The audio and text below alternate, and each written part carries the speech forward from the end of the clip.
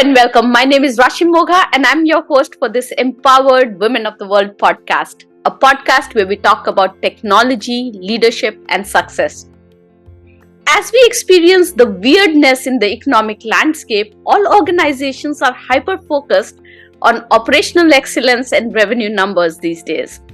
Having led a multi-million dollar business, I know the pressure the sales and marketing leaders are under.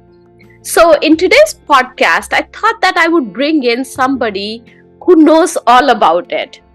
I have Rana Salman, the CEO of Salman Consulting, who partners with enterprises to improve sales effectiveness. Rana is also a best-selling author, a speaker, and co-founder of WISE, which is Women in Sales Enablement. Rana, I'm so excited to have you on the show finally. I know. I'm so excited to be with you, my friend. Rana, your journey is an exciting one, and I have known you for over 12 years. We have been each other's cheerleaders and sponsors in various forums. The audience can find glimpses of your story in my book, which is Fast Track Your Leadership Career, and my endorsement in your Amazon best-selling book as well, which I'm going to hold off and let you talk all about. But let's start with your journey. What has your journey been like? And I want audience to know that because they would then appreciate what you have to share a little bit more knowing about your journey. Oh, thank you. Thank you first for having me. Thank you for the friendship and the support that you've provided, not just only me, but a lot of other people around the world. I'm very grateful for that. So how did I start my journey? I immigrated to the United States when I was 11 years old with my family. We came from Beirut, Lebanon. Lebanon was in the midst of civil war, and so we came here for the dream, and we my parents wanted us to have a better life. And so education was the key for us. That's the way we were, going to find the opportunities. And that's what I did for a long time. I went to school. I got my MBA in marketing and brand management. I got my PhD in organization and management before the age of 30. And I was like, oh my God, I have to work because I have a lot of debt here. You go to school for a long time.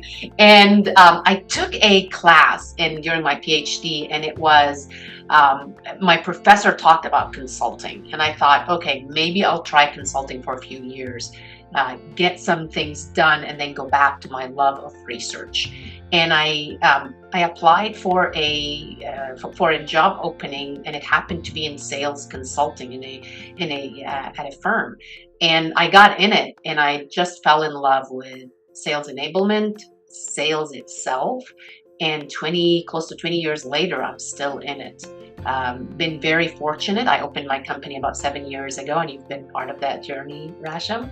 And what I do is I work with organizations to elevate their sales reps' performance by collaborating with sales leaders, sales enablement, product marketing, and it's been very fulfilling to truly make an impact and work and collaborate with these organizations. I've just published my first sales book by McGraw-Hill, Sales Essentials, and really, really blessed that McGraw-Hill, one of the top 3 publishers in the world, wanted to partner to do this. So lots of work and lots of things going on, I think, in our industry. Yes, and it has been an impactful journey. I've seen you grow over the last 12 years, many-fold, Rana, and I'm so proud of everything that you have achieved.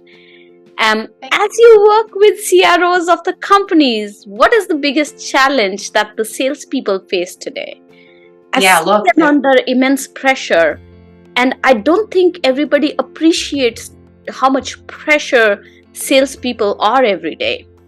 Yeah, I mean, we're under a lot of pressure. I say we because I also, I've been selling in my career. I've been an SVP of sales, VP of business development, and now I am the CEO. But I also sell every day. And sales, there's a lot of challenges. Now, when I work with my customers, one of the biggest challenge is building pipeline. Right, lead generation is one of the biggest challenge for sales leaders, for reps. Almost every conversation I have with sales leaders, this is top of mind. Right now, we gotta land new logos. Right now, we gotta expand within these existing accounts and go deep.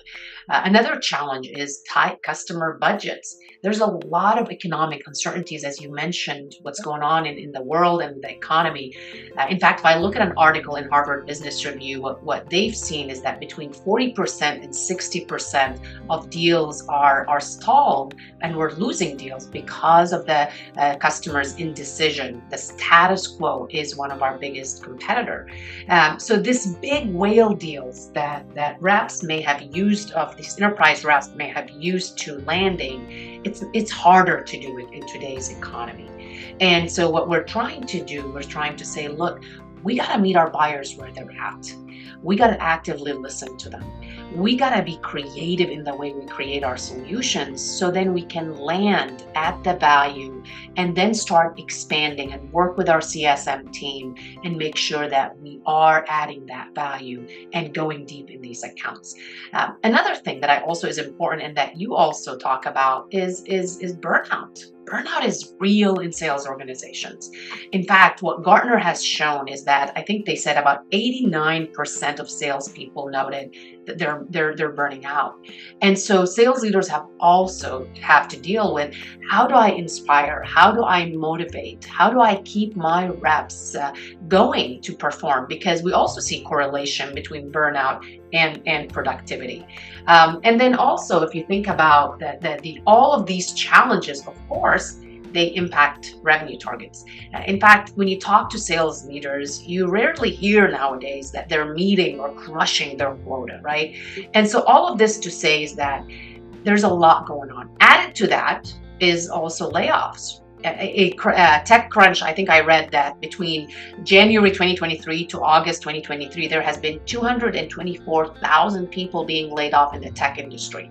For sales leaders and sellers in general, it's not just that they personally may be impacted or their teams may be impacted, it's also their customers may be impacted. So imagine you're working on a deal and your executive sponsor suddenly disappears, right? What do? So you have to deal with all that stress. So I have so much empathy for CROs. I have so much empathy for sellers themselves during this time, because it's not an easy time. Yeah, and that's why some aspects that you talk about in your book, Sales Essentials, become so important, like nurturing long-term relationships, right? And you're such a great example of that, because that's one skill that I've really, every time I look at you, I remind myself, long-term relationships, Rashim, long-term relationships. So what are some things that you do in your every sales call that leads to your success and that can help our listeners today? Oh, great question. Yeah, I think all of us, you and I talk about it, all of us are sellers. So if you have a small business, you're selling. If you are in a role where you're not carrying a bag, you're still selling, because you're trying to influence a behavior. You may be selling an idea to your boss. You may be selling, trying to hire someone. You're trying to sell the value of bringing someone in so they can give you budget, or you may truly be in a sales role. Now, here's what I highly recommend. There are things that you have to do before the call, and these things include preparation. One of the things that our customers want to, and they tell us, look, they want to be treated like a person, not a number. They want us to personalize that communication. They want us to understand their business. And so if we are not preparing, it's non-negotiable. You are going to qualify yourself out really quickly, because your buyers expect you to be prepared. So what does preparation mean? One is check their LinkedIn profile. Try to figure out, is there some common connections? Because common connections, shared common connections, help us connect at a human level, right? So if you and I, Rashim, believe in a cause, like truly believe in a cause, and you put it on your LinkedIn, and I am also believing and fighting for that cause, wow, what a great connection when we meet, that I mentioned that to you as we are building that rapport up front. Also, you have to also understand their role. What is their role in the organization? What is their background? What are their recent posts or comments that they did on LinkedIn that shows you, hey, what are some of the things that are top of mind to these folks? In addition to the human, you got to also know their business. And there's so much information out there that it is unacceptable for anyone to meet with a buyer without at least checking their website, without, if it's a public company, not checking their LinkedIn, their earnings call transcript, without doing some due diligence. So when you're walking into that conversation, you're not focusing on you. In any relationship, no one wants to hear someone talk about how great they are from the get-go, right? You gotta make these people understand that they're important to you. So that's the first thing, preparation. The second thing is you need to make sure that you are optimizing your presence, your digital presence, to be relevant to your clients. So LinkedIn, if you're going B2B, LinkedIn is the number one B2B social selling tool, right? So how are you making your profile relevant to your clients? Because at the end of the day, the first thing they're going to do is they're checking your LinkedIn profile. And guess what? If you're not relevant to them, why should they waste their time? So you need to start building that credibility. Does your headline resonate with your buyers? Does your summary talk to them? So when they see your summary, Rasham, they can say, wow, Rasham understands me. Like, she's saying things that really is speaking my language. So you want to make sure that you are also showing up. Don't be afraid to show up. You need to show up and share relevant information. It's not about promoting how great you are. That turns people off. But how are you sharing insights that are relevant to your buyers? So that's the before. During the call, you need to remember that how we show up matters, right? Research shows anywhere between 1/10 of a second to 7 seconds for someone to form a first impression of you. So number one, are you early to that call, right? If you're not early, that's a sign. Can they even trust you if you're not early? Are you reliable, right? Yep. Number two, what about your attire, your artificial communication, right? You're sending messages with these artificial communication. I had a buyer say, look, if a sales rep comes to a call on Zoom and has a ball cap on and his Under Armour gym shirt on, that shows me that, wow, I'm not important enough for you to really just show up, right? So first impression matters. Attitude matters. There's research that shows us that our attitude impacts how we perform, but it's also contagious. It impacts other people's performance. So when you're going from one call to another and you have this one bad call and you jump into another call with a customer and you haven't reset your mindset, that energy is going to show through. So that's the first part, is how you show up. What happens? How you start the call. How you start the call. Do we have an agenda? Right? There's some research that shows us, and I can't remember the source, but it says that in the United States, only about 30% of meetings have an agenda. Wow, costing organizations a lot of time, money, and resources. So while this may seem remedial, everyone says, well, of course we need an agenda. Do you really have an agenda, right? But it's not just about the agenda. It's also about what do you want from this call? What is the goal of this call, right? Yes. So many times salespeople just put an agenda on there, but really you don't know what is the next step that you're driving towards. And yes, that is the part that was the biggest challenge for me in my previous PNN role, where salespeople would invite me into these calls with the learning leaders of other companies. But what do you want to get out of me, and what's the end goal of this call? That was something that they were not clear about. Yes, one thing, because I don't want just people to stop at the agenda, because I want them also to make sure that they're spending the bulk of that conversation conducting a business level conversation, starting with the buyers, validating that research, asking relevant questions, sharing insights and educating, and last but not least, making sure that you are having time for these next steps. So for many companies, this is the last quarter of the year. It's high pressure time. Q4 got to deliver on everything that you probably missed in the previous quarters and need to make up the numbers. What advice do you have for the salespeople? Oh yeah. Well, first, evaluate your pipeline and be honest with yourself. There are deals that you and I know that are fluff, like take them out. Focus on the ones that show you the signs that they're going to close.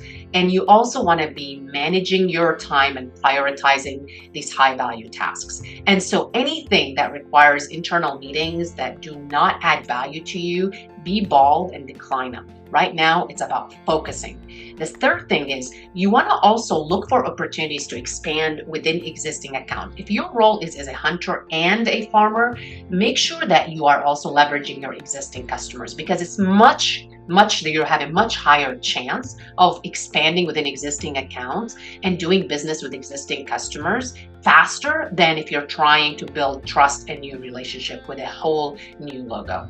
If a deal is stalling and they're not answering you, pick up the phone, man. Pick up the phone.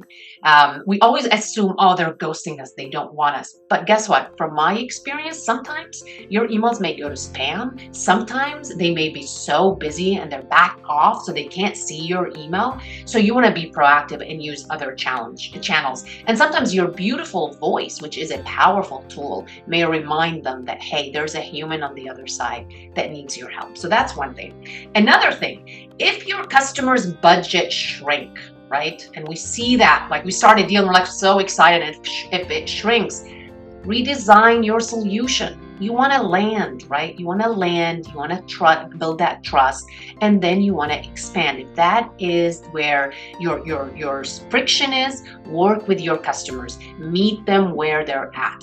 And then also, if you're facing internal obstacles, right, make sure that you bring in your sales leader. Make sure that you ask the question when someone says, oh, we can't do that because we've done it this way for the longest time. We can't change.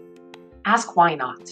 Because nowadays, we got to make sure as sellers that we're also our customer's advocate, right? It has to be a win-win, but we have to be our customer's advocate. And then last but not least, especially with the holidays coming, know when your internal teams, your legal, your finance, your ops, anyone that you need in a complex deal, know their holiday, when they're taking breaks, when they're off, and also know when your customers are off, because that's where you can really get blindsided when you need legal to look at something and suddenly, the legal team is at an offsite meeting or they're on vacation. So those are some of the things that I would add. And also, if a partner is involved in the deal, know about the partner's holidays as well. I've seen people get blindsided with that. Well, we checked with the customer, we knew we were open, but hey, the partner is closed. Great point. Thank you for pointing out. Absolutely. I mean, it's the worst, right? And then you feel bad because they're in Hawaii and they're just with their family. They just need that break, and you're bothering folks. You're like, please help me. Let's be proactive. Okay, so Rashmi, I'm going to intervene here. You and I have known each other, and folks, I've known Rashmi for a long time. We've had career discussions, we've had personal discussions, we've laughed, we've teared up, and so through that journey, we also cheered each other's on with our career triumph and our career decisions. And we also been there when times were tough. So it wasn't all just cheerful, but there were some tough times as well. So before the podcast, Rashmi was telling me what she's working on. And I said, Rashmi, have you told your audience? Have you told your tribe, the amazing eWOW tribe? And she said, no. And I said, no, we got to cheer you on. And we got to celebrate you just like you celebrate us. So I want you to tell our audience, I want to take time for my own podcast, for my own interview. Tell us what you're doing. Tell the world what you're doing. There's a lot of exciting stuff going on, Rana. And I know. and when you started asking this question, I was a little overwhelmed because there's so much that's going on in the eWOW world. We are in the early stages of developing our eWOW platform with AI elements to bring the elements of competency, connection, community, and celebration for our audience. But besides that, my own consulting and coaching services are growing in a big way. On the consulting side, I work with startups and enterprises on their scale strategy, opening new markets, how to leverage generative AI use cases, building customer advocacy solutions and value articulation. And on the coaching side, I coach business leaders on how to fast track their careers. This coaching combines element of mindset, skill set, and tool set. And in this coaching, it's very different from life coaching because I bring in 20 plus years of experience as a technology and business leader to help my clients specifically navigate complexities of the corporate and the startup world. So that's going on. And then, as you know, the preparations have already started for the next eWOW Virtual Summit that we are going to have in April 2024. So lots and lots going on in my world. But Rana, where can our audience find you and where can they find your book? Well, first of all, you are a rock star. Even my little miniature poodle, which she's in her room, I don't know if you guys can hear her, she's excited. So where you can find me, folks, LinkedIn, right? Come connect with me. Let me know that you heard our session with Rasham. As well as if you want a copy of my book, Amazon, you can find it on Amazon. It's titled Sales Essentials. And please let me know what you think. It's very raw, it's very authentic, and I hope you like it. And I'll add the link in the show notes so everybody has access to your book as well, Rana, in terms of where to get it from. It was such a pleasure to have you on the podcast today. This conversation could go for forever. But can. But thank you for sharing your insights with the eWOW audience. And today's resource for you, my dear audience, is the link to Rana's book and also link to my website where you can find more information about my coaching and consulting practice. The link is in the show notes as always.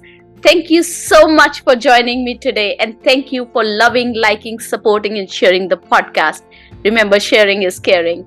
I look forward to seeing you in our next podcast. Till then, keep empowering the world.